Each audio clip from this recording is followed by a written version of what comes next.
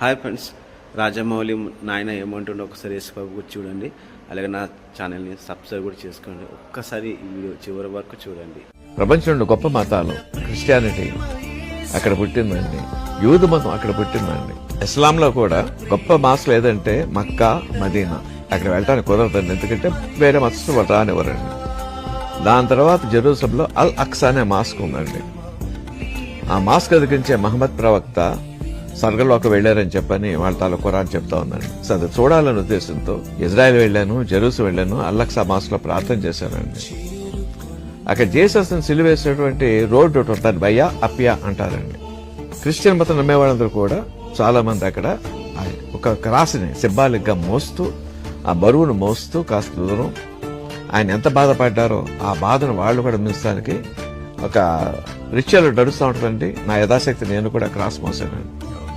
So నా Christian hymns వింటా ఉంటే నా కళ్ళంటే నీళ్లు తిరుగుతాయండి.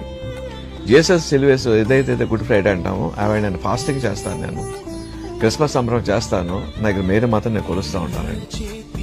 అట్లాగే సూఫీతాలు, భక్తి గీతాలు నాకు కళ్ళంటే నీళ్ళు వస్తూ ఉంటాయండి. నాకు ఏ మతం మీద కూడా అసహనం లేదు, ముందే చెప్తున్నానండి. అన్ని మతాలు గొప్ప, అన్ని ఆ భగవంతుడికి దారి తీస్తాను అన్న స్టాండ్ లోంచి ఇప్పుడు నేను మాట్లాడుతున్నానండి. అర్థమవుతుంది కదండి.